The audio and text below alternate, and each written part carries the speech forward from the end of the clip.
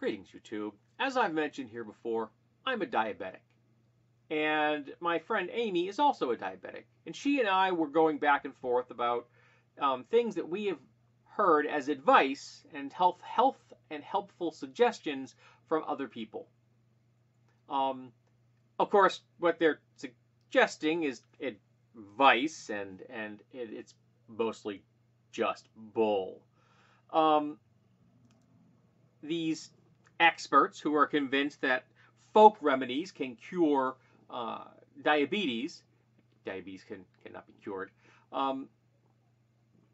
And that the medical establishment is preventing the eradication of diabetes because, of course, they make a buck off of diabetes because it's a chronic condition and never goes away. And so they cannot be trusted, but somehow their Nana, who suggested something, can be trusted because she has no medical training of any kind.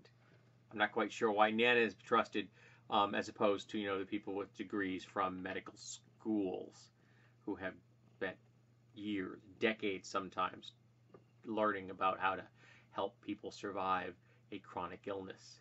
But, these helpful experts are always there. I've had people tell me, this is what I never quite grasped. Let me run this one by you. That you take oatmeal and you soak the oatmeal in water and overnight. Then you drain off the water and you drink the water. And this infused water is supposed to help your diabetes. I asked, why don't you just eat the oatmeal? Because that's what I do. I have oatmeal for breakfast every day, unless it's a rare occasion when I go out to eat, which doesn't happen very often for breakfast, once in a blue moon. I just have oatmeal. Plain, 1 minute, Quaker Oats, oatmeal. I put dried, unsalted almonds in it, because they have a nice crunch even after they've wet, and cinnamon. No sweeteners of any kind. And I have that for breakfast every day. On the weekends, I will use raisins in there as well. But weekdays, it's just me, the almonds, and the oatmeal, and a little bit of cinnamon. I like the Goya variety of cinnamon, by the way. And they couldn't tell me why the water from oatmeal was better than the oatmeal itself. But, you need to eat this mushroom, and that will cure you. Or you have to know that if you do X, Y, or Z, your diabetes will go away and you will be cured. They're always convinced that diabetes can be cured. After some deep thought on this topic, because I've heard this kind of thing from people for as long as I have been diagnosed, and I was diagnosed at 44, I believe, so I'm coming up on a decade. Next year, my next birthday will be a decade of having been actively understood that I'm a diabetic.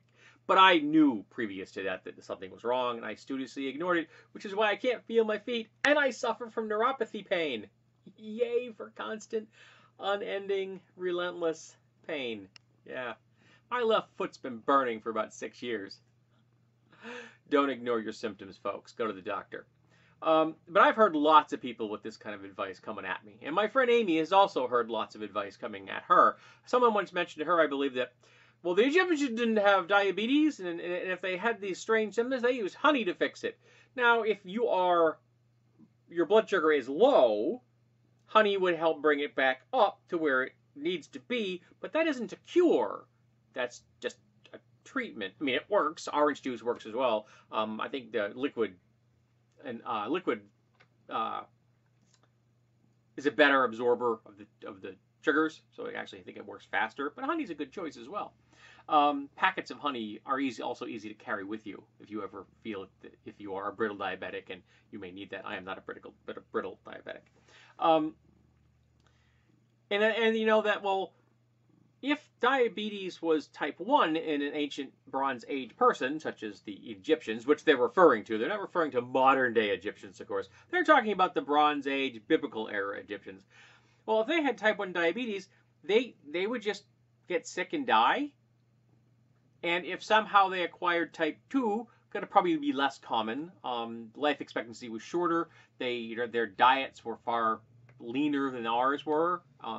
So I think type 2 would probably be rarer. But if they did get type 2, they would just die or go blind and have nerve pains and have all the horrible aspects of diabetes that you can get because they had no way of treating it. So I would really love if all the internet experts and all the real world flesh and blood experts out here in the meat space who think they know how to cure diabetes would just shut up. I don't need it. I don't want to hear it. And, as an aside, I don't need to hear your treatments for being bald.